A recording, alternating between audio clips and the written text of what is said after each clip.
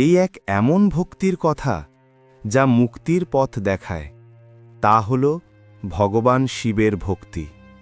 ভগবান শিব দেবাদিদেব মহাদেব, যিনি নাশ করেন অজ্ঞানতা, মায়া ও অহংকার।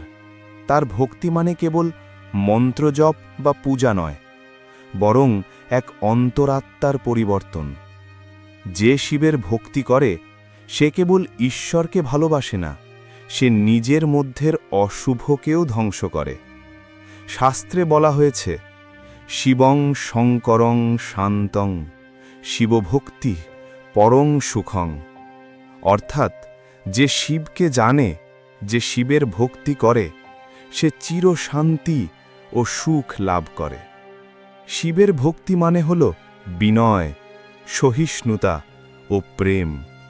ভগবান শিব কখনো ভেদাভেদ করেন না। তিনি ভিক্ষুকের ভক্তি যেমন গ্রহণ করেন, তেমনি রাজাদের ভক্তিও। কারণ শিবের কাছে আসল মূল্য ভক্তির, ধনের নয়। একটি গল্প মনে পড়ে। একজন দরিদ্র শিকারী প্রতিদিন 1 ফোঁটা জল ও কিছু বেলপাতা শিবলিঙ্গে দিত। একদিন সে ভুলে গিয়ে নিজের কাছে থাকা সামান্য জলটিও পান করে ফেলে, কিন্তু তার হৃদয়ে ছিল গভীর ভক্তি। তখনও সে শিবের নাম নিয়ে প্রার্থনা করল, প্রভু, আজ কিছুই দিতে পারলাম না, কিন্তু মন থেকে আপনাকে স্মরণ করছি। সেই রাতে স্বয়ং মহাদেব তার স্বপ্নে এসে বললেন, বৎস, তোমার সেই আন্তরিক ভক্তি আমার কাছে 1000 যজ্ঞের চেয়ে বড়। এই হল শিবভক্তির সত্যতা। শিব কেবল পাহাড়ের উপরে বসে থাকা যোগী নন, তিনি আমাদের হৃদয়ের মধ্যেও বিরাজ করেন। যে শিবের ভক্তি করে সে ক্রোধে জয়লাভ করে, লোভ থেকে মুক্ত হয় এবং জীবনের প্রতিটি মুহূর্তে শান্তি অনুভব করে।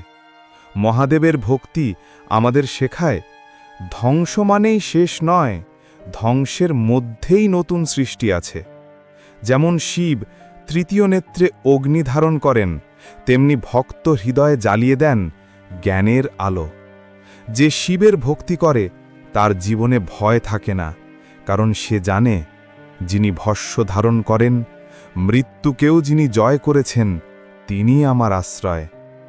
এমন ভক্তির মধ্যে থাকে অনন্ত শক্তি, অদম্য শান্তি আর আত্মার মুক্তি। তাই আসুন আমরা সকলেই শিবের ভক্ত হই, বাহ্যিকভাবে নয়, অন্তর থেকে। প্রতিদিন একটু সময় নিয়ে তার নাম স্মরণ করি, ওম নমঃ শিবায়। এই এক মন্ত্রই পারে আমাদের মন, চিন্তা ও জীবনকে পবিত্র করতে। মহাদেব আমাদের সকলের জীবনে আনুন শান্তি, জ্ঞান ও প্রেমের আলো। হর হর মহাদেব।